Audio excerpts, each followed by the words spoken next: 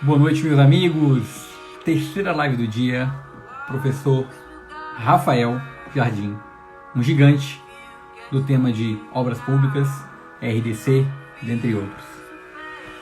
Sejam muito bem-vindos. Patrícia, ao Rafa novamente aqui com a gente. A todos que têm prestigiado o projeto do Café Digital, que hoje está chegando, não vou dizer ao fim, mas a uma pausa para a gente continuar ele de outra forma. Boa noite ao Thiago, boa noite a todos os amigos que estão entrando. O professor Rafael Jardim já está aqui conosco e a gente vai iniciar a nossa live aqui agora com ele. Vou convidá-lo aqui agora.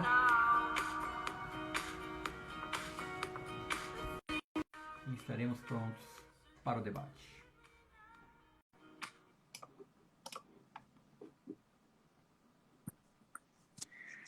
Gigante, professor Rafael Jardim! Como vai, meu amigo? Beleza, depois eu vou explicar para o povo por que é gigante, né? É gigante mesmo, é 1,94 m, não é por outro motivo não, viu, gente? Cara, tu sabe que da primeira vez que eu te vi, eu tomei um susto. Tu lembra quando a gente estava naquele evento da Fórum? Tava a professora Tatiana, e aí eu sentei do teu lado, eu não te conhecia ainda, eu sabia assim, eu só tinha ouvido falar do cara. E aí o colega, acho que o Pironte, chegou e me apresentou, aquele ali é o Rafael Jardim. Eu falei, esse cara aqui, velho, eu olhei pra cima assim. Opa, fugiu aqui o celular. Um grande profissional, um grande auditor. Opa, pronto, agora já tô de volta aqui. Tive um probleminha aqui, o celular pulou aqui do pedestal. Pronto, já estou de volta. Pois é, mas grande em todos os sentidos, né? E aí, Netão? Rapaz, você tá numa maratona aí, né, cara? Admirável. Que honra Mas estar aqui isso é contigo coisa de aqui. doido. Isso aqui é pra gente mostrar pro TCU que a gente estuda. Bicho, olha só você mesmo, cara. Eu tava te contar, é inovador em todos os sentidos, cara. Tem o jogo de Cara, mas, contratações, é pioneiro nessa jornada de lives aí, sempre saindo da caixa, e eu acho que essa ideia, poxa, essa maratonada, é só você mesmo, cara. Poxa, mas cara, eu é vou te muito falar legal uma estar aqui. coisa. Eu vou te falar uma coisa assim, porra, de brother mesmo. É, você vai ver um pedacinho ali da mentoria, ali nos primeiros momentos, você vai ver que tudo isso vai fazer sentido para quem está no grupo. Vai fazer muito sentido, porque a ideia é uma ideia de guerra para a gente poder gerar conteúdo. Então, eu te falo que eu estou muito feliz de estar hoje. Eu estou com mais energia para fazer essas 5 lives de hoje, já estamos na terceira aqui, do que pela primeira live que eu fiz com o Rony Charles. Então, assim, cara, hoje tá suave. Se tu colocasse para fazer 10 lives aqui, eu faria de qualquer coisa, não dói mais nada. Então, assim, só aprendizado e usando a pirâmide de conhecimento, que quando a gente ensina, a gente aprende muito mais. Então, o nível vai só subindo. Mas, professor, quero aí, cara, te agradecer pelo teu aceite. Estou muito feliz mesmo de você estar aqui comigo. Eu admiro muito o teu trabalho, já pude ver as suas obras, já pude ver o quanto você já rodou esse Brasil inteiro, o teu grau de importância. E eu me sinto honrado de poder estar nesse projeto aqui, debatendo com você um tema que eu te confesso, não é muito do meu métier, mas que eu fui pego de surpresa agora com as medidas provisórias da referência da 13979. E eu estou tentando agora me adaptar, estudar e aprender. E ninguém melhor do que você nesse momento, junto também com o gigante professor Rony Charles e outros também que falam do assunto, ninguém melhor do que você para hoje nos brindar com esse assunto, porque eu sei que você sabe muita coisa que tem gente que não sabe. Então, o palco aqui, meu irmão, hoje é todo seu. Eu vou hoje ficar aqui na moita, tem aqui um roteiro para a gente poder trabalhar, mas, obviamente, eu quero aqui valorizar o espaço e o teu conhecimento, que, sem dúvida, vai aqui nos agigantar. Seja muito bem-vindo, muito obrigado. Passo a palavra para considerações iniciais da sua parte. Depois você me devolve a palavra e eu começo aqui um bate-bola com você. Eu tinha que me apresentar, cara. Eu sou Rafael Jardim, trabalho no TCU há 15 anos. Hoje eu sou secretário de controle externo do Sistema Financeiro Nacional. Hoje eu mexo com banco. Fui secretário de combate à corrupção do TCU, comandei outras 3 secretarias de infraestrutura. Para o assunto de hoje, assim, eu coordenei as fiscalizações do TCU para a Copa do Mundo. E aquele foi o embrião dos primeiros casos, das primeiras decisões do TCU sobre o RDC, sobre a construção do contexto normativo, valorativo e fático de todo esse sistema, a gente pode dizer que acho que ajudou bastante a construir. Eu acho que eu tenho muito orgulho de ter feito parte disso. E nesse meio tempo tem muita história para a gente bater papo. E vai ser um prazer contar um pouquinho dessa história para você, pessoal. Maravilha, amigo. Cara, vai ser 10 e eu já quero começar aqui o nosso blá blá blá, que assim a gente chamou no nosso chat, né? Bicho, olha só, que papo é esse? RDC de novo? Você sabe que esse chama que a gente fez aqui para nossa live é porque muita gente está achando que é RDC de novo. Mas é de novo mesmo ou a gente fez um trocadilho, uma brincadeira na nossa chamada? Conta pra gente aí o que já tem de histórico do RDC e como é que foi esse rolo todo até chegar agora. Eu quero só te ouvir agora. Vamos lá, tem muita coisa parecida. Eu acho que eu vou contar a historinha de como é que foi a história do RDC, eu acho que até dentro do TCU, né? Bom, em 2011, Lei 12.462, ela foi lançada sobre a desculpa de se anteciparem ou de se acelerarem as obras para a Copa do Mundo, né? E no início, assim, no primeiro ano, quase ninguém se utilizou, né? Mas, afinal de contas, o que é isso? Ele acha o início muito mal interpretado, uma série de preconceitos. Acho que o órgão pioneiro mesmo, quem começou a fazer o RDC no Brasil foi a Infraero. Eles tinham um prazo apertado, eles tinham um grande desafio de conseguir dotar os aeroportos de capacidade para vencer a Copa do Mundo, e eles decidiram enfrentar a questão, né? Mas aqui dentro do TCU, acho que se colocando nos nossos papéis aqui, era uma situação que é uma lei nova, ela envolvia uma mudança de paradigma, não tinha ninguém inscrito, não tinha referência sobre o assunto, e tinha um determinado dilema, assim, como é que a gente consegue controlar a administração pública e conseguir dar alguma expectativa de controle aos gestores, mas sem ter, vamos dizer, aquilo que se diz, no meu ponto de vista, acho injustamente, do apagão das canetas. Tipo assim, o TCU está acompanhando a Copa, vai mandar parar as coisas e se não tiver Copa é culpa nossa. Então se exigiu, eu acho, que uma postura muito ativa, e já vou chegar nos dias de hoje, do tribunal de construir solução. Olha, a gente precisa controlar, a gente precisa conferir uma expectativa, um normativo tem muito mais discricionariedade do gestor, mas dentro desse espectro valorativo, como é que a gente pode estar junto do Poder Executivo até para construir soluções? E foi assim que surgiu. Eu me lembro, por exemplo, na primeira contratação integrada que o governo federal fez, né? Chegou para a gente um processo em 2013, na Infraero, que era a construção do aeroporto de Curitiba. A Infraero decidiu fazer uma obra com anteprojeto, tinha prazo, e a gente apontou algumas, vamos dizer assim, olha, pode melhorar muito, mas como é que a gente constrói uma visão de legalidade desse edital, dessa obra, e, de novo, não tem nada escrito, não tinha doutrina sobre o assunto, matriz de risco? Matriz de risco era, até então, aquela oportunidade não tinha sido citada no tribunal em nenhum acórdão. Não em processo administrativo. Não existia essa figura, nenhuma lei, a doutrina tampouco falava dessa figura para contrato administrativo stricto sensu. Eu acho que dentro desse contexto, bom, e aí eu acho que eu posso contar depois um pouco mais da história da matriz de risco, mas eu quero dizer o seguinte, que o tribunal, nos primeiros acórdãos, ele já declarou, então como é que foi aqui que funcionou? Para evitar a simetria de entendimento no tribunal, o tribunal ele entendeu por bem concentrar numa única relatoria todos os processos da Copa. Então, praticamente todos os entendimentos novos que saíram do RDC saíram de um gabinete, é claro, submetidos ao plenário. Na época, eu trabalhava no gabinete do ministro Almir Campelo. A gente pode dizer que as primeiras dezenas, eu acho, de acordos sobre o RDC, a gente teve uma participação muito próxima, assim.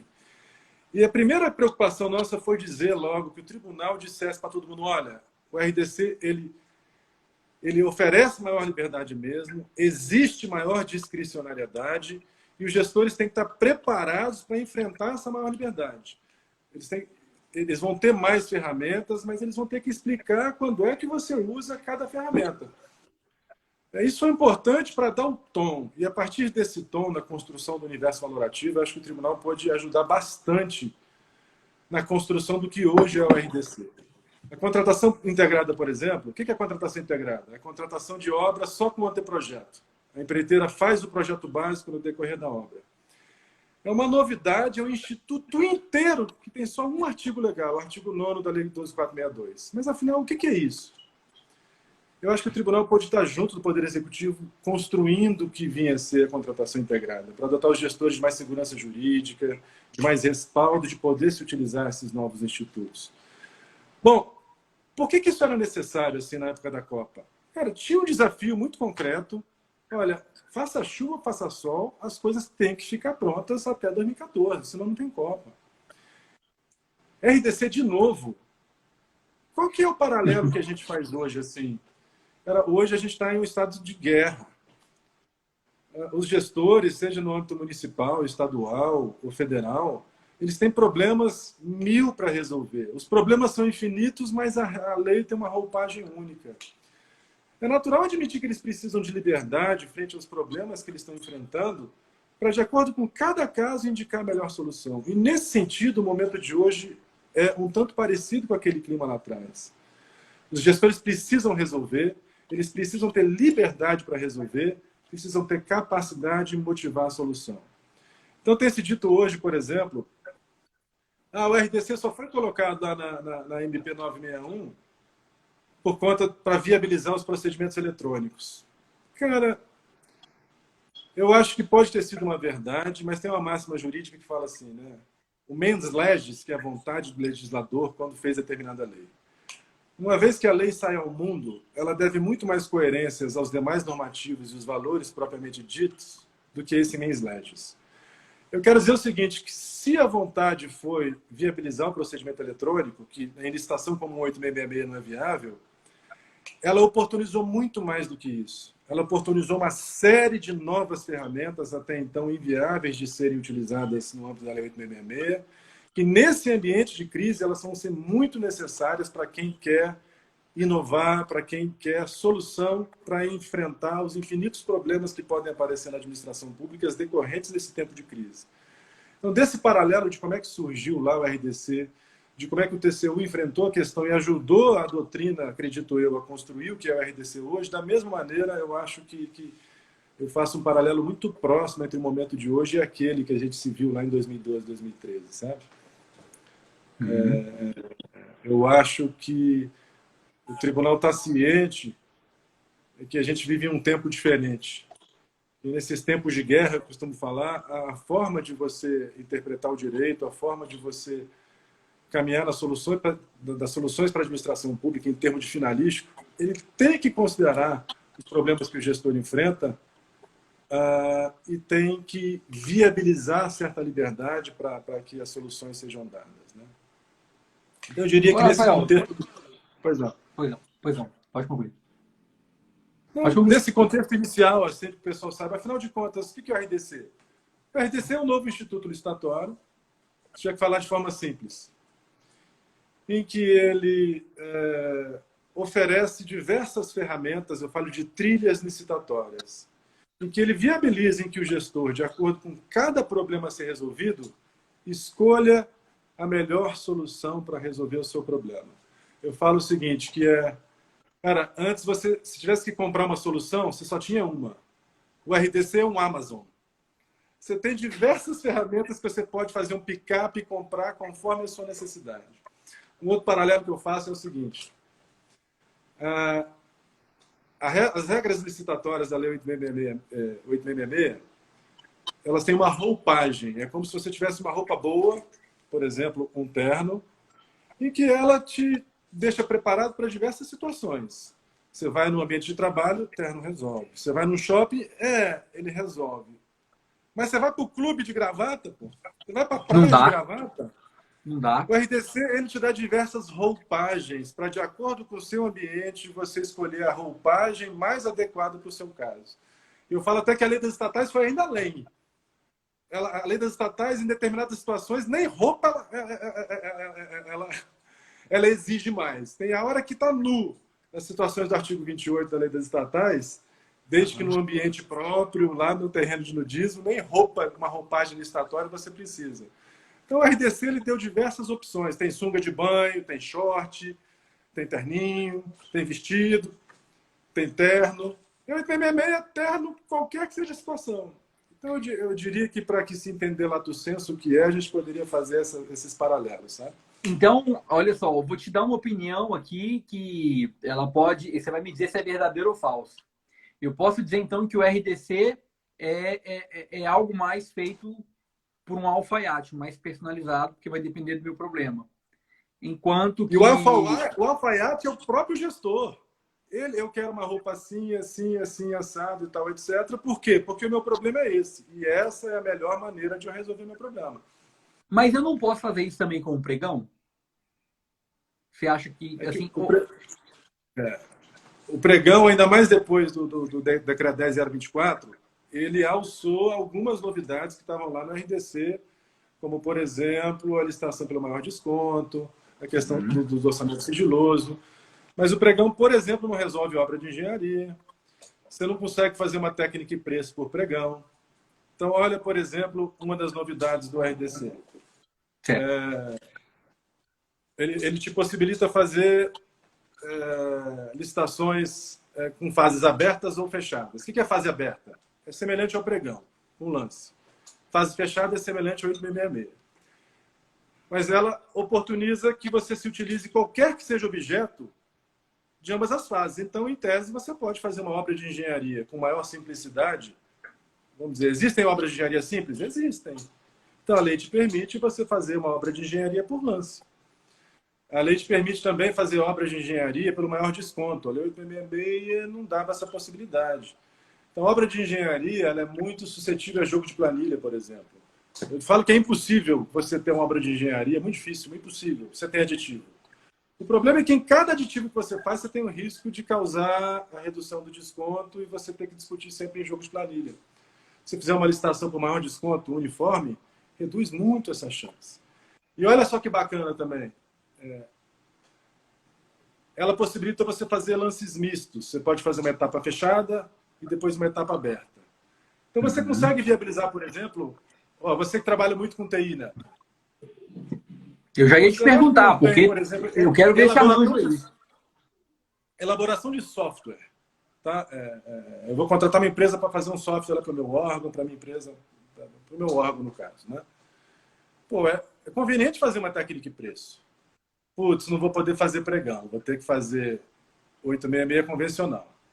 Primeiro, você não poderia antecipar, vamos dizer, inverter fase. Você teria que fazer a habilitação daquela cabeçada de empresa. Putz, vou ter que avaliar 20 envelopes, fase de recurso, vou para a justiça, fase de recurso de novo não anda, até que você vai abrir o preço. Não é assim? No RDC, não. Não obstante ser lance fechado, você pode avaliar a habilitação só da que ganhou. Então eu falo o seguinte, se você não quer fazer RDC, não gosta, não quer ter novidade. Usa só essa ferramenta que vai te economizar 2 meses.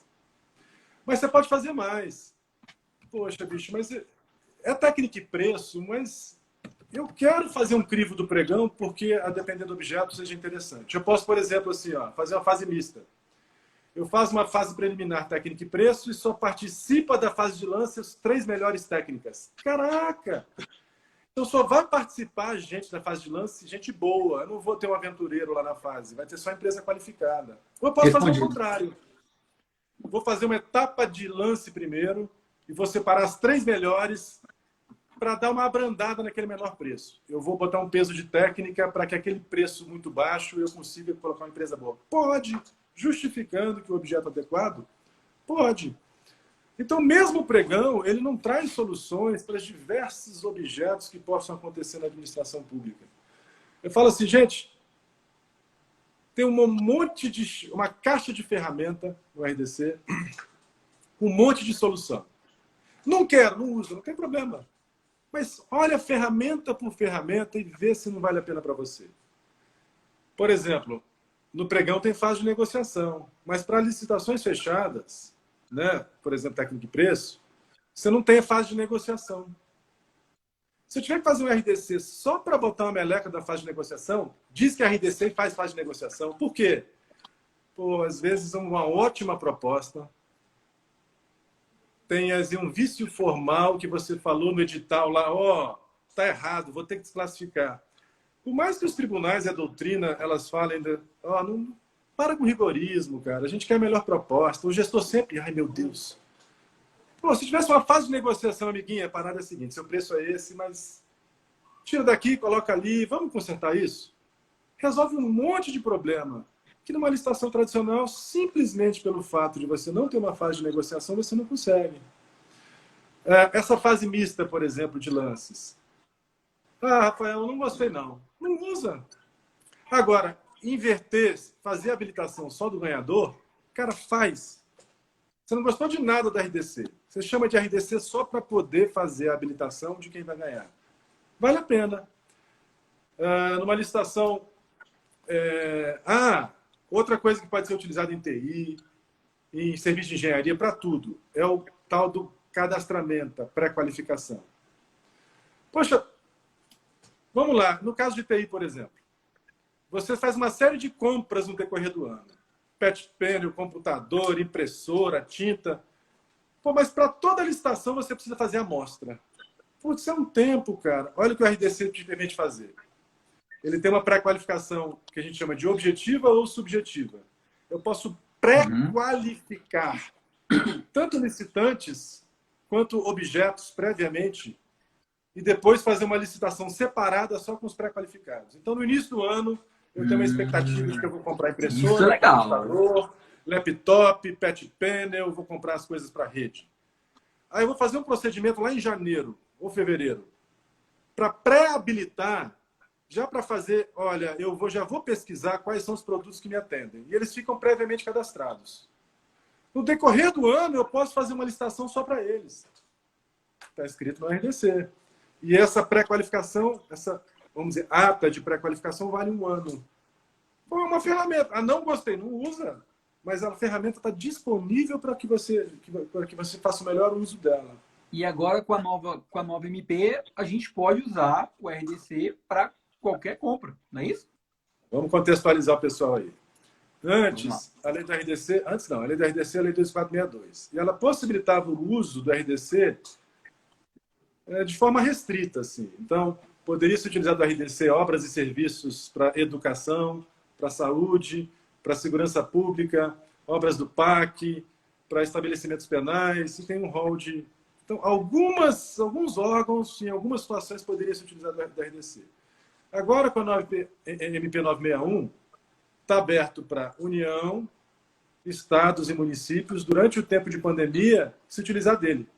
Ponto. Não precisa, a obra não precisa exatamente se destinar para a pandemia, ou aquela compra pode ser para comprar papel, pode ser para...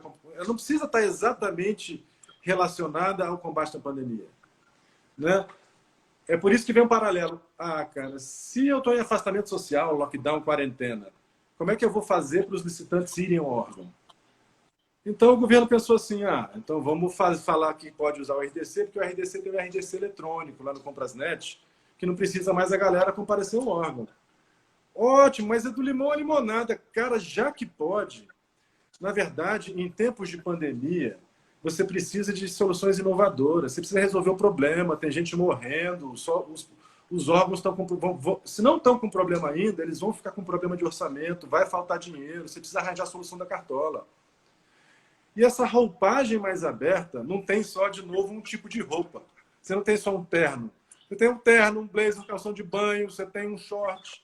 De acordo com a situação que você tiver, ele viabiliza uma maior discricionariedade para você, de acordo com o seu problema, escolher a ferramenta que mais bem te atende. Muito interessante. Olha só, eu realmente fui aprender mais sobre o RDC agora nessa nova leva com a 961, né, com a medida provisória, e a gente viu claramente que a gente pode usar isso também para TI. Então, cara, o céu agora é o limite, porque muita coisa vai mudar e até o modo de você planejar a contratação pode ter alguma alteração. Mas assim... Aliás, isso é importante, né? Assim, deixa eu... Pois não. Quando você tem mais liberdade, de fato, isso é a teoria do compliance da governança, né? Quanto mais governança decisória você tiver, quanto mais freios e contrapesos com relação às decisões, mais liberdade você pode ter. E essa, inclusive, foi a lógica lá da lei das estatais. Né? Então, assim, é necessário ao utilizar, ao militar com essas liberdades, que você avalie direitinho o risco que tem em cada contratação, né? Então, cara, olha, eu vou ter mais liberdade para decidir, mas como é que eu consigo crivar o meu processo de responsabilidade nessas liberdades? Mais do que nunca é necessário que você faça uma análise de risco da sua contratação. E aí está até uma dicotomia lá, né? Pô, mas afinal a Lei 3.379 não liberou agora estudos preliminares, não precisa fazer mais risco? Ah, gente, isso é uma temerariedade, né? Eu estava conversando até com o pessoal aqui do TCU, que está fiscalizando, inclusive eletronicamente, todas essas compras de pandemia, e uma questão justamente é essa. Quando mais você precisa de uma coerência de planejamento, de avaliação de risco, é quando a lei falou que não precisa. Então, a maneira de interpretar isso é a seguinte, cara, nem que seja de forma resumida, você precisa, nessas liberdades, ponderar o seu risco. É claro que se para não morrer gente você precisa contratar amanhã, faz, mas será que essa é a regra? Ou seria a exceção, né? Mas, ou seja, eu acho que militando com essas liberdades, se faz sim ainda mais necessário você avaliar quais os riscos da contratação e construir soluções para edital com relação a esse risco, né? E quando se fala no RDC, sempre fala, e a matriz de risco? E aí o pessoal confunde duas coisas assim, né? Que é o mesmo nome para coisas diferentes. O que é a matriz de risco do RDC? É essa matriz de risco que você está falando aí, Rafael, que você precisa ver risco antes da contratação? A resposta é não.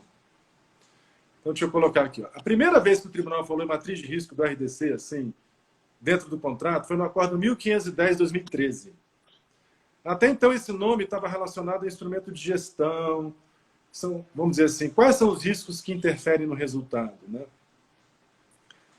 Dentro do RDC, aquilo que o tribunal chamou de matriz de risco é um instrumento contratual necessário para conferir segurança jurídica às contratações, que ele vai, nada mais é do que ele vai falar o seguinte, olha, se acontecer tal evento no decorrer do contrato, de quem é o risco? Ou, se acontecer tal evento, se o dólar subir, se o dólar baixar, se chover, se falta material, tem aditivo ou não tem aditivo? É isso que é a tal da matriz de risco contratual do RDC. Assim, é uma relação de potenciais fatos novos, imprevisíveis, que possam acontecer no decorrer do contrato, e dizendo para cada fato de quem é o risco. Para tal fato, de quem é o risco? Da administração. Então tem aditivo, se acontecer aquele fato novo. Para tal fato, se acontecer, de quem é o risco? É da contratada. Opa! Então, se acontecer isso, não tem aditivo. Porque a contratada, sabendo daquele risco, ela já monetiza. Ela já oferece aquele prêmio de risco quando ela oferece aquela proposta. Outra coisa é a avaliação de riscos prévia à contratação. Ela não tem a ver com essa matriz de risco contratual para oferecer segurança jurídica ao contrato. Essa avaliação de riscos prévia é o seguinte, cara, o que de ruim pode acontecer no meu contrato que impacte no resultado dele? Pode acontecer isso, pode acontecer aquilo, pode acontecer... Você valora em termos de impacto, em termos de probabilidade e oferece respostas. Para mitigar esse risco, eu vou ter que treinar a equipe, eu vou ter que colocar uma cláusula no edital. Então, às vezes, são coisas com o mesmo nome, mas são instrumentos distintos, né? E, às vezes, o pessoal confunde, acha que é a mesma coisa, né? Tu sabe qual que é a ideia que eu defendo desde 2013, que eu defendi meu mestrado? Minha ideia é que a administração pública tivesse um banco público de riscos. E isso hoje não existe. Se a gente tivesse uma... Obviamente, você vai ter o ETP digital, vai te ajudar depois com inteligência artificial, com automação. Você tem instrumentos de planejamento, são os templates. Você tem um conjunto de ferramentas e documentos que o gestor tem que ser o alfaiate. Independente do que ele vai usar, que aí pode ser o RDC, que eu achei massa a tua explicação e o questionamento sobre o pregão, foi realmente para que eu pudesse entender melhor se... Pô, mas peraí, não tem o entendimento que o pregão sempre vai atender? E agora, com o advento da nova MP 961, a gente vê que tem também o RDC. Então, veja, muitas ferramentas, muito contexto, e desde 2013 eu estou falando desse problema. Eu estou dizendo, cara, o gestor ele tem várias variáveis para equacionar e ele fica se equilibrando para poder tentar atender principalmente a questão do TCU. E é por isso que, assim, eu tenho uma relação de amor e ódio com o TCU, onde quando eu vejo que o TCU coloca um excesso de formalismo, então vem um acórdão que ele é didático, ele ensina, mas às vezes não é a realidade do gestor, mas por outro ponto ele fomenta também a inovação. Então, é um lado que é o seguinte, não existe polo só positivo ou negativo numa relação entre duas entidades ou uma pessoa e outra. Sempre vai ter essa falha. E desde 2013... A professora Tatiana está colocando... A professora Tatiana colocou ali um negócio que acho que vem em complemento aquilo, justamente aquilo que a gente está colocando. Ela falou inventário de riscos. Tudo bem, professora? Como é que está? Que prazer tê-la aqui, né? Beijo para Tati. Eu já ia comentar, mas você já puxou, pode falar dela aí. Não, cara. Eu estava pensando na boa oportunidade da IN 40, na recentíssima, da semana passada, da IN do Ministério da Economia 40, que ela dispõe sobre essa fase preliminar, né? E ela coloca também sobre os estudos preliminares eletrônicos.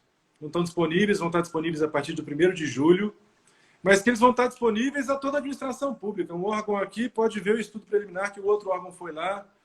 E, cara, essa ideia de fazer um banco, por exemplo, de riscos, eu acredito que ela está muito próxima de acontecer.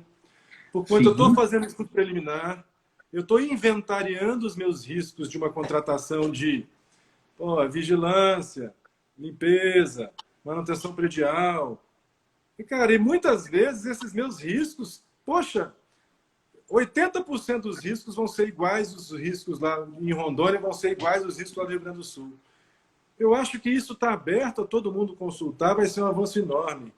É o copia e cola do bem da administração pública. Assim, tem que ser feito de forma responsável, mas o nome disso é benchmarking. Cara, vamos ver qual foi o risco que foi inventariado, que foi feito eletronicamente lá para limpeza no órgão em São Paulo. Um outro órgão lá no Ceará vai poder ver aquele estudo e, olha, não tinha pensado nisso. Olha a solução bacana que eles colocaram para esse risco. Eles colocaram uma cláusula no edital para mitigar esse risco assim. Eles capacitaram a equipe de fiscalização especificamente com relação a isso, justamente para contrapor determinado risco. Eu acho que está próximo dessa grande ideia que você colocou aí, não tá não? Então eu já vou além, então, porque essa ideia eu dei em 2013. Agora em 2020 eu já tô com uma ideia mais evoluída, eu vou te contar aqui agora. Posso falar? Claro! Rapaz, massa demais. Eu já até vi, tem planilha com 500 riscos aí solta na esplanada. Tem gente que tem risco documentado até o talo. O TCU tem guia de riscos. O Neto tem no mestrado dele lá 95 itens de risco, que ele estudou o Cláudio Cruz, que sabe, o Cláudio Cruz é papa no assunto. Aí, beleza, tal. Mas como é que tá hoje, né? Primeiro que nós temos um problema cognitivo, que ninguém consegue absorver todos os riscos, nem memorizar para poder fazer termos de referência. Isso realmente tem que ficar numa base à parte, tem que ser um sistema informatizado. Mas qual é o problema que nós vamos ter agora com o advento, por exemplo, do ETP digital, se a gente tiver uma etapa preliminar ali de gestão de riscos, que é o que a professora Tatiana comentou, né? A grande questão é que, tu concorda comigo que quando eu vou afinando a minha especificação, eu vou tendo mais certeza do que eu quero e eu vou chegar nesse objetivo aqui, que é definir o elefante, que é a contracapa do nosso livro, do jogo de contratações, eu vou deixando isso cada vez mais claro. Toda live eu falo do livro, não tem jeito, que a gente vai lançar um novo pela editora Fórum daqui a pouquinho, então eu já estou aqui esgotando as possibilidades dele. Então, veja, tu concorda comigo que quanto mais eu digo que eu quero, fica mais fácil para o fornecedor? Certamente. Agora, quando eu deixo mais dúvidas... Às vezes tem que tomar cuidado para não super especificar, né? Porque daí, às vezes... Isso, nós vamos chegar... Você já leu já um problema. O risco do risco. O risco de você ter um excesso de gestão de riscos. O maior risco é que a galera vai ficar encantada. E ela vai ver, mas eu posso isso e eu posso aquilo. Isso tem um nível de profundidade. Chega até um certo ponto que começa a ser legal. Mas depois, você vai começar a ficar muito detalhista e você vai começar a ver pelo em ovo. E você vai começar a apontar risco e trazer. Então, tem que ter um equilíbrio nessa parada. Porque se tu não tiver equilíbrio, meu amigo, eu estou contando o exemplo da bicicleta. Eu estou adorando dar exemplo de bicicleta. Eu comprei a bicicleta recentemente para mim. Cara, eu fiz uma cotação, achei 12, 15 bicicletas, coloquei numa planilha, tomada de decisão, peso para os critérios. Porra, pregão top ali que eu ia fazer. E chega na hora, briga com um, briga com outro, virou técnica e preço. Aí eu cheguei, a bicicleta que eu comprei não foi a melhor especificação. Foi a melhor experiência. Eu comprei a bicicleta que não foi a mais cara, que não foi a melhor. Inclusive, eu deixei a melhor de lado. Eu montei na bike e eu falei, é essa aqui, bora pagar. Então, na hora eu acabei abandonando. Então, nesse exemplo da bicicleta, eu te falo o seguinte. Às vezes as pessoas olham muito para a especificação, e é por isso que eu questiono muito o modelo brasileiro. Mas Quem as compra por pessoas têm que conhecer especificação, melhor o problema do que a especificação, eu acho. Né? Quanto mais você conhecer do seu exatamente, a problema e pessoa tem você que mergulhar no souber o que problema. quer, a administração muitas vezes não sabe o que quer e ela não especifica algo alinhado com aquilo que quer. Eu acho assim, olha, na prática, no caso de obras, é um métier que eu acompanho bastante, embora inexistisse até IN40 algum instrumento normativo que dispusesse sobre contratação, estudos preliminares, VTA, que é Estudo de Viabilidade Técnica, Econômica, Financeira e Ambiental, é um dia a dia do gestor de obras. O tribunal já exigia isso há muito tempo, exigia, aspas, né? Recomendava, acompanhava. E o primeiro passo para que você especifique bem o objeto é a delimitação do problema. Você começa a primeira página do processo licitatório, qualquer um. Vou começar a licitação, o que eu tenho que fazer? Primeira página, especifica o problema. Saiba o que você quer. E esse é o primeiro passo para o estudo de viabilidade técnica, econômica, financeira e ambiental. Pô, e a IN40, cara, colocou assim mais cristalino impossível. A parada é a seguinte, todo mundo tem que fazer estudo preliminar e a primeira fase é delimitação do problema, avaliação do estudo de necessidade. Tudo surge ali. Por quê? E aí, eu acho que talvez ela tenha colocado de forma mais clara do que até então estava. Para que serve estudo preliminar? E até para você militar com todas as liberdades desses novos instrumentos normativos, RDC, lei das estatais. Estudo de viabilidade ele serve para quê? Para comparar. Comparar o quê? Dado um problema, quais são as potenciais soluções para resolvê-lo? Qualquer que seja o estudo preliminar e o estudo de viabilidade é o quê? É o estudo comparativo entre as diversas soluções que resolvam o problema. Ponto! Não precisava nem muito mais do que isso. Basta saber que antes de contratar, você precisa saber qual é o seu problema. Você precisa reconhecer que, via de regra, existem mais de uma solução para resolver o problema. E antes de você botar na rua, sair fazendo termo de referência, projeto básico, cara, deixa eu saber o que eu quero. Vamos comparar quais são as soluções. E depois que eu tiver um pouco mais de certeza qual a solução que mais bem atende, que melhor atende meu problema, aí eu vou fazer a especificação. Isso não acontece com o que você falou. O cara precisa de uma bicicleta, mas ele não comprou nem o melhor preço e nem muito menos a melhor qualidade. E aí, o que o RDC não trouxe? Cara, a administração, ainda sobre a regra do RDC, e muito mais ainda na 8666, ela acha que ela é a melhor pessoa para dizer qual que é a solução que melhor atende o problema. Será que o próprio mercado, se você dissesse assim, ó, o problema é esse, mercado resolva? Bom, o RDC ele pincelou, ele apresentou uma solução só para a obra. Qual que é a lógica da contratação integrada? Mercado, meu problema é esse. Empresas de engenharia, bora fazer engenharia? Vocês vão no pau, vocês vão concorrer em termos de solução e não em termos de preço. E o mercado concorre em termos de solução, apresenta uma solução e dá um preço. Só que para serviço, sem ser engenharia, e para compra, não. O que é a lei das estatais? E eu falo, a lei das estatais, em muitos aspectos, ela é RDC 3.0. Nem ela colocou o diálogo competitivo, e a ideia é a mesma. A administração, você sabe o que você quer? Se você tiver bem delimitado o problema, vamos conversar com o mercado para que o mercado concorra com diferentes soluções para resolver o problema? E esse é o cerne do diálogo competitivo que foi aparecer lá na lei das estatais. Né? E daí é que eu vou voltar ainda no problema. Gente, os estudos preliminares e a boa delimitação do problema, ela muito tempo foi negligenciada. Eu acho que é muito criticado o excesso de formalismo que é dado às etapas preliminares, mas eu vou em defesa a esse excesso de formalismo. Toda norma, eu gosto de comparar, o direito administrativo é uma das ferramentas de compliance da administração. Eita, que diabo é isso? O que é a teoria do compliance, assim? Ela busca, independentemente das pessoas que estão manejando os negócios, públicos ou privados, se precaver de que quem quer que seja a pessoa que estiver militando, que vai ter um bom resultado para aquela organização, para aquela empresa ou pela administração pública. Cara, qual que é o desafio da administração pública? ela é muito heterogênea. Tem órgãos super capacitados. Poxa, mas tem município que, de fato, aconteceu a eleição, pô, todo mundo que fazia licitação, que ganhou a experiência de 4 anos fazendo, acabou a eleição, puf, vem todo mundo novinho fazer tudo de novo.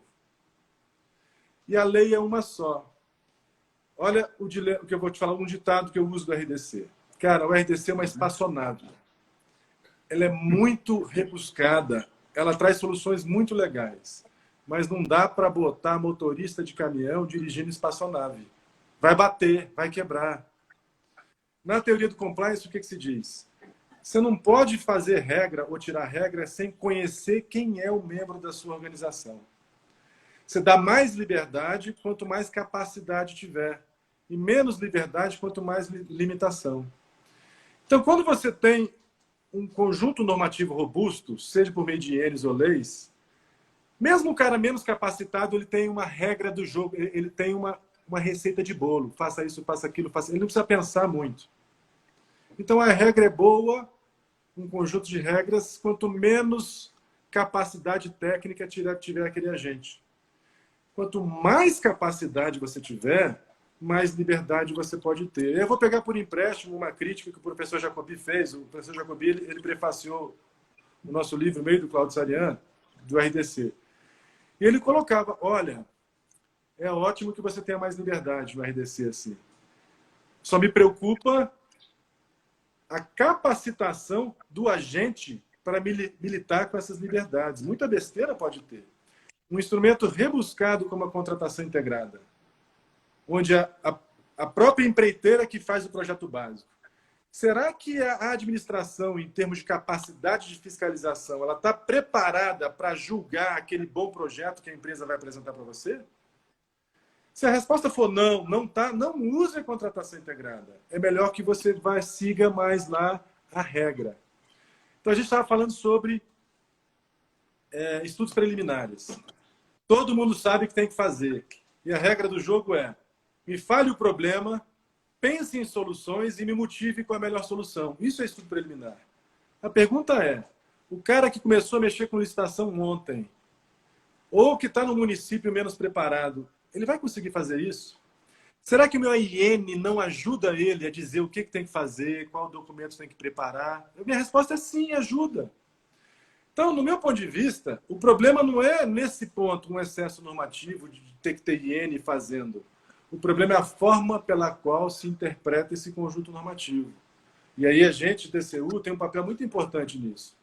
Reconhecer que a norma faz parte desse compliance da administração pública, mas que a nossa interpretação tem que ser muito mais finalística do que um instrumento de meio.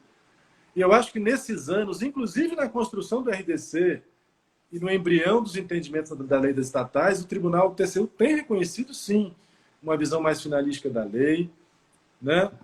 Então, particularmente, eu vejo com bons olhos a N40, quando ninguém sabia fazer, olha, deixa eu explicar como é que faz, está aqui como é que faz. A questão é como é interpretada, você não pode interpretar de forma amarrada, né?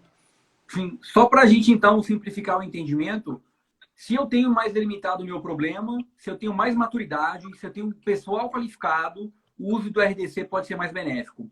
Se eu ainda tenho alguma dúvida, se eu preciso de maturar, se eu preciso de fazer um ETP para ter mais certeza, vamos manter o modelo clássico. Tem um pessoal ainda que precisa de evoluir, vamos fazer do jeito que estava sendo feito. É mais ou menos esse desenho. No nosso livro, a gente coloca isso assim, olha só, que nesse estudo de viabilidade da contratação, de você escolher soluções, você não pode ignorar quem é a sua equipe que vai fazer o edital, quem é a sua equipe que vai julgar as propostas e quem é a sua equipe de fiscalização. Essa meditação faz parte da análise de risco da contratação. Se você, porventura, avaliar que a sua equipe ela precisa de mais experiência, vá no simples, vá no conhecido. Isso tem que fazer parte de um aspecto amplo do planejamento da contratação. Mas eu tenho uma até isso o RDC agora. É bom. Deixa eu explicar. Até isso o RDC é bom. Porque dentro do RDC, você pode usar o caminho conhecido da Lei 8666. É uma das trilhas possíveis. Mas você pode pensar soluções em que você se sinta seguro. Por exemplo, inverter fase de habilitação. A parada é a seguinte, eu me sinto seguro de avaliar a habilitação só de quem ganhou. A exemplo do pregão que a gente conhece. Ótimo, faça. eu me sinto seguro de colocar uma fase de negociação no processo, porque a Lei 866 não tem. Ótimo, coloque uma fase de negociação lá. Agora, tem um instrumento super rebuscado, que é um contrato, por exemplo, na RDC, que são contratos de eficiência. Caraca, contrato de eficiência, o que é isso?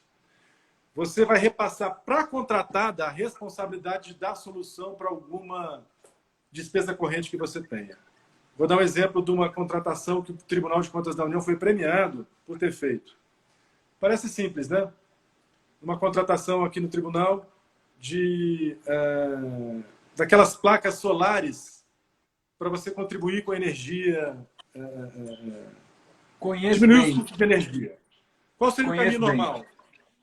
Qual seria o caminho normal? Vamos fazer um projeto para que a empresa ela execute e a solução, quem sabe, sou eu. O que o TCU fez pegando uma solução emprestada do RDC? Empresa, eu quero economizar energia. Se vira. Isso ainda sem alguém sem nada. Então, eu vou pagar para você um bônus. Quanto maior for a minha economia de energia, mensalmente, mais você recebe. Ó, tá funcionando 10 aqui, ó. Um contrato de referência, esse é o chamado contrato de eficiência da RDC. Cara, mas olha só, para você bolar o edital, para você ver os riscos do edital, fazer um edital bem feito, você precisa de gente que entenda um pouquinho do negócio, uma equipe um pouco mais capacitada. Rafael, pô, esse negócio de contrato de eficiência, eu não me sinto seguro. Não usa. Mas você tem a ferramenta para que, de acordo com a sua governança, considerando quem é você, quem são as pessoas da sua empresa, você é um alfaiate de si mesmo. É o tal Build Suite. Build Suite legítimo. Uma solução perfeita para o meu problema de quem eu sou. Não vai ser o legislador que vai dizer qual é a minha solução. Ele me dá ferramentas, ele me dá liberdade. Mas eu preciso me conhecer, ter uma governança interna, considerar quais são meus pontos fortes, quais são as minhas vicissitudes, para que, com base em quem eu sou, de acordo com o meu problema, eu dê a solução adequada para o meu problema. Então, mas aí, Rafael, você gosta de liberdade. Oi? Mas aí tem uma dúvida que é a seguinte, até para maximizar nosso tempo, que nós ainda temos 13 minutos. Cara, tô achando massa o RDC assim em profundidade, te ouvir. Eu tinha visto também todo o material do Rony Charles, que ele dissertou bastante sobre isso também, achei muito interessante. Mas uma pergunta que eu tenho é, qual que é o calcanhar de Aquiles que pode fazer com que o RDC traga algum problema? Seria essa questão da falta de maturidade do órgão? Tem mais alguma que eu tenho que me preocupar? Eu vou fazer um paralelo com a lei das estatais, tá bom? Beleza. E aí, pô, na lei das estatais, a gente pode estar... Aliás, eu, Cláudio, Silvio Kelsen Coelho, a gente tem um livro, Empresas Estatais, mas particularmente o Silvio, ele trabalha no Senado, no gabinete do senador Tasso Gereissati, e ele que ficou responsável por montar todo o esqueleto da lei das estatais, né? E a gente pode conversar muito, assim, inclusive de trazer as soluções do RDC crivadas pela jurisprudência para dentro da lei das estatais. Muita coisa a gente pode conversar bastante, eu acho que contribuir, assim, sabe? Inclusive sobre a lógica da lei. Cara, liberdade sem responsabilidade é complicado, assim. Eu vi, esse dia o pessoal estava colocando, olha, grandes poderes trazem grandes responsabilidades, mas vou pegar um paralelo lá. Qual que é o escritor, meu Deus? Irlandês, famoso? Esqueci. Mas o que coloca? Olha só. Grandes... é o Shaw, né? Ele coloca o seguinte, grandes liberdades trazem muita responsabilidade. Tá, mas ele não para aí. Ele fala assim, é por isso que todo mundo tem medo dela. Não é tão fácil ter liberdade, você fica mais inseguro. Então, na lei das estatais, ela foi colocada assim, como é que você dá segurança para o gestor, dando mais liberdade? Tem todo um arcabouço de governança próprio para capacitar aquelas estruturas da empresa para poder militar adequadamente com essa liberdade. E cada estatal tem um mundo próprio, tem um negócio próprio, tem um desafio a enfrentar, tem uma contratação específica. Inclusive, cada um tem um corpo de servidores que, afinal de contas, esse corpo de servidores que fazem quem é a estatal.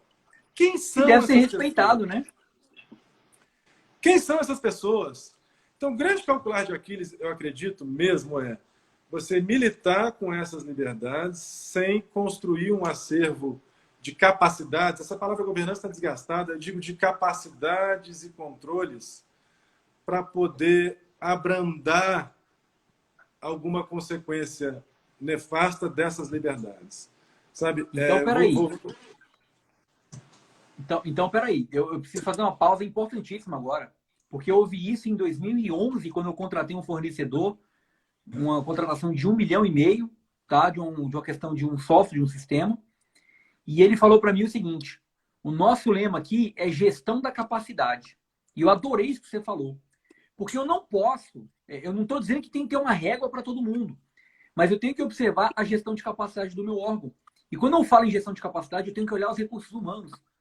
Meu amigo, se de tudo que você falou de RDC, as pessoas saírem daqui entendendo a importância da gestão da capacidade, que é uma disciplina que vem lá do White, da Biblioteca de TI, em sua versão 3 e posteriores, se as pessoas entenderem a importância da capacidade e souberem medir o que elas têm, fica mais fácil de você definir a meta do seu órgão, como é que ele vai trabalhar. Então, achei Neto, que legal. Sensacional. Assim, de tudo que você falou... Fica mais essa aqui, ó. Vai lá. É uma que eu costumo falar, escrevi algumas vezes, nos cursos eu coloco. Se a administração pública, ou qualquer organização, não precisa ser administração pública não, ela fosse composta de um misto de pessoas, que fosse uma mistura de Albert Einstein com Madre Teresa de Calcutá, esquece governança, esquece lei, esquece avaliação de risco. Você tem o máximo da capacidade técnica com o máximo da ética e da moral. Deixa esse povo em paz. Não vai normatizar essa galera, não. Quanto mais falíveis nós somos, ou quanto menos preparado é o corpo daquela organização, qualquer que seja, mais ela precisa de controle de norma. Quando a gente vai falar assim com o pessoal lá, telemarketing, o pessoal às vezes faz uma maldade, deixa eu tirar aquela pessoa do roteiro dela. Amigo, qual é o seu nome? Aquelas pessoas foram treinadas para ter um script. Porque se elas tivessem mais capacidade e tudo, não tinha script, deixa ela em paz. Né? As organizações também são assim. Às vezes, para determinados tipos de negócio e para determinadas capacidades, a regra faz bem. Mas veja, tendo capacidades e tendo controles, deixa controles lá para o senso, assim, deixa o povo em paz. Eu quero dizer que, cara, muito risco com pouca regra, pouca capacidade, é temerariedade. Agora, pouco risco com muita regra, aí sim, é apagão das canetas, é negligência, é gestão temerária. Então, qual que é o calcanhar de Aquiles do RDC? Cara, é você exercitar essas liberdades com baixa capacidade de controle, baixa capacidade institucional. Essa, na minha opinião, é o que eu colocaria, sabe? Eu tenho visto um movimento que, cara, foi muito legal você ter falado isso, que é o lifelong learning. As organizações precisam de aprender pílulas de conhecimento e estudar e se capacitar cada vez mais. E me parece que quando você fala da parte da capacidade e também com relação a essa questão de risco, regras, me parece que a gente continua precisando capacitar melhor as pessoas para que você dê mais autonomia, porque isso vai levar naturalmente ao sucesso da organização. Explico por quê. Tem um pessoal aí que a gente está até com uma missão para servidores públicos agora no final do ano, se tiver tudo certo, acho que já vai estar.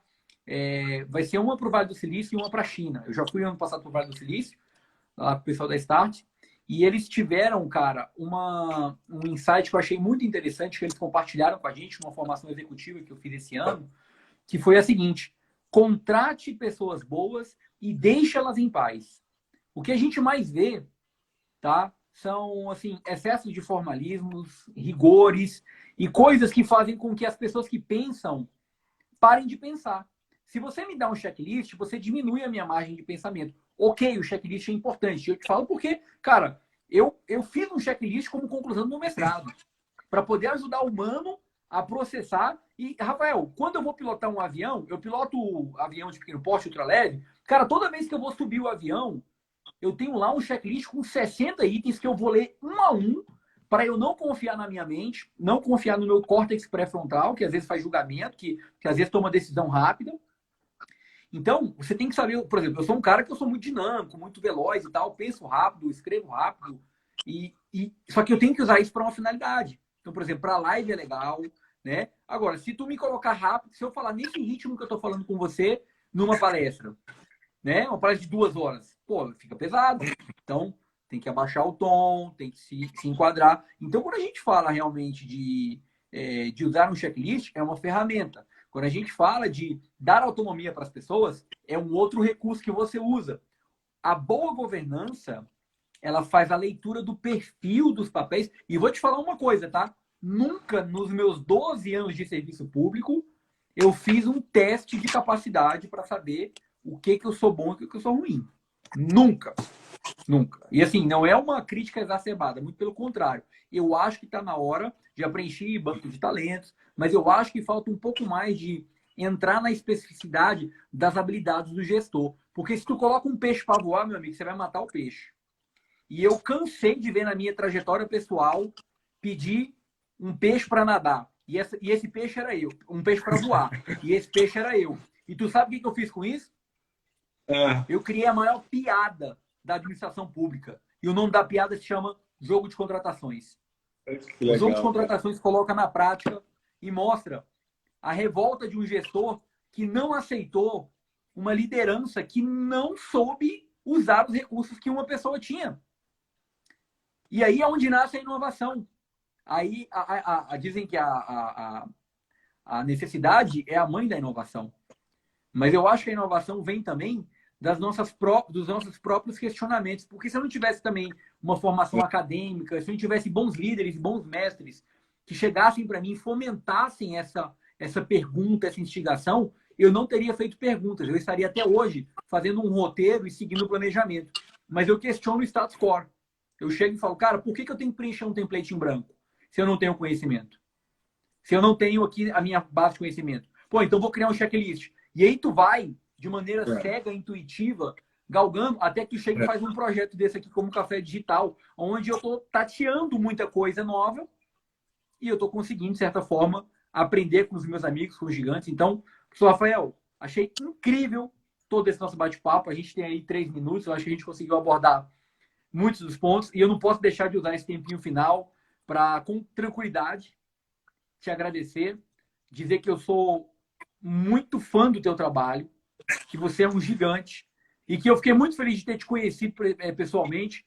A gente se mostrou aí muito proativo no sentido de se apoiar e se ajudar, e pode ter certeza que eu vou contar muito contigo para a gente poder continuar evoluindo, porque a jornada é só uma. Independente de você ter passado num concurso do TCU, eu ter passado num concurso da UNB, todos nós somos gestores públicos e temos que nos unir. Temos que quebrar as barreiras da comunicação, temos que fazer isso que a gente está fazendo aqui agora, que é abrir o espaço um para o outro para o diálogo, porque ninguém está no mesmo nível, ninguém está no mesmo gabarito de conhecimento, e o que a gente tem que fazer é exatamente isso, diminuir o nosso gap de conhecimento para que a gente possa se aproximar e gerar mais valor. Parabéns pelo trabalho, muito obrigado por ter participado aqui do grande jogo do Café Digital e tamo junto, meu irmão. A palavra é sua. Tanto, rapidamente, se não acaba, eu falo para quem trabalha comigo, para quem está perto de mim, que a gente tem que estar perto de quem tem brilho no olho, sabe? Conhecer, não conhecer, você conhece muito, mas as pessoas com brilho no olho é que fazem a gente sair da nossa acomodação, é que fazem a gente em algum lugar. A gente tem que ter a capacidade de colocar o nosso próprio brilho no olho, e é assim que eu te vejo, cara. É por isso que as pessoas te assistem, te acompanham, eu acho que é entusiasmante, eu acho que é para isso que as pessoas nos pagam como funcionário público, é que a gente tem esse brilho no olho com vontade de realizar algo melhor para o cidadão, para quem nos paga. Sabe, eu acho que toda essa sua inovação, ela decorre disso. Eu tenho muita admiração por isso, fora a sua capacidade, a sua inovação, a sua visão, mas eu posso dizer que esse brilho é apaixonante, cara. É muito legal, eu falo isso de coração. Obrigado também a todo mundo que nos assistiu. Quero dizer que a gente está sempre à disposição e a gente se cruza por aí. Irmão, muito obrigado. Muito feliz de ouvir de você. Isso me motiva ainda mais e nos faz ter ainda uma responsabilidade maior com o compromisso de gerar mais valor para as pessoas. Gratidão por isso. Quero agradecer a todos os presentes aqui e dizer que também a gente está à disposição. Quem tiver qualquer dúvida pode mandar para mim, pode mandar também para o professor Rafael. Eu tenho certeza que é um cara muito acessível desde o primeiro contato e é um gigante, um grande ser humano. Professor, Muito obrigado, obrigado a todos. A live vai Tchau, cair. tchau. E até agora, que eu vou começar mais uma live agora com 2 caras feras. Quem puder pode acompanhar. Respira, Valeu. você tem fé, cara. Falou, tchau, tchau. Bora. Tchau, tchau.